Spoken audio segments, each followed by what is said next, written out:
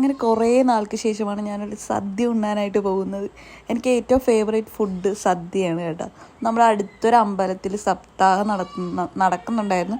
അപ്പോൾ അവിടെ ഇങ്ങനെ ഫുഡ് കൊടുക്കുന്നുണ്ടെന്ന് വീട്ടുകാർ പറഞ്ഞു. എങ്കിൽ പിന്നെ എന്തായാലും പോയി കഴിക്കാമെന്ന് തോന്നി. എനിക്കാണെങ്കിൽ വിശന്നിട്ട് ഇരിക്കാൻ വയ്യാത്തത് അവസ്ഥയാണ്. പിന്നെ കുറേ ആൾക്കാരൊക്കെ അങ്ങോട്ട് പോകുന്നുണ്ടായിരുന്നു അമ്പലത്തിൽ. ഇതേമ്പോൾ ഇനി ഫുഡ് തീർന്നു പോകുമെന്നുള്ളൊരു ടെൻഷനിലായിരുന്നു ഞാൻ. എനിക്കാണെങ്കിൽ സദ്യ കഴിക്കുന്നതിൻ്റെ എക്സൈറ്റ്മെൻറ്റും ഉണ്ട്. ഫുഡിൽ നമ്മളൊരു കോംപ്രമൈസും ഇല്ല.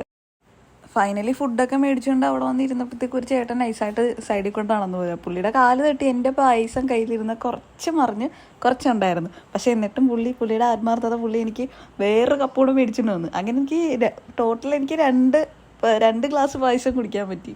കല്യാണ വീട്ടിൽ വെക്കുന്ന മീൻകറിയും അവിയലും അതുപോലെ തന്നെ ഈ സദ്യയിലുള്ള പപ്പടം പിന്നെ മോര് അതൊക്കെ ഭയങ്കര ഇഷ്ടമാണ്. സാമ്പാർ എൻ്റെ ഫേവറേറ്റാണ്.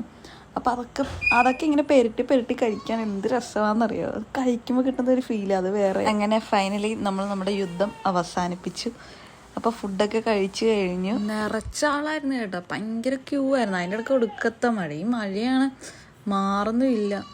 പിന്നെ ഞാൻ കുറച്ചു നേരം എനിക്ക് കിട്ടിയ ആ 2 ഗ്ലാസും ഞാൻ എങ്ങനെയെങ്കിലുമൊക്കെ അകത്താക്കാൻ നോക്കി. ഷുഗർ കട്ട് ചെയ്താലല്ലേ വണ്ണം കുറയുള്ളൂ. പിന്നെ ഈ വർക്കൗട്ട് ചെയ്തിട്ട് കാര്യമില്ലല്ലോ. പക്ഷേ ഇങ്ങനത്തെ ഫുഡ് കാണുമ്പോൾ പിന്നെ ഇങ്ങനെ കഴിക്കാതിരിക്കാൻ തോന്നും. എന്താണെന്ന് അറിയത്തില്ല, ഒരു സമാധാനം കിട്ടിയ ഫീലാണ്. അങ്ങനെ ഫുഡൊക്കെ കഴിച്ച് ഞങ്ങളുടെ യുദ്ധം അവസാനിപ്പിച്ച് തിരിച്ച് വീട്ടിലോട്ട് പൊയ്ക്കൊണ്ടിരിക്കുകയാണ്. അപ്പോൾ വീഡിയോ ഇഷ്ടപ്പെട്ട ചാനലൊന്ന് സബ് ചെയ്യാൻ മറക്കല്ലേ.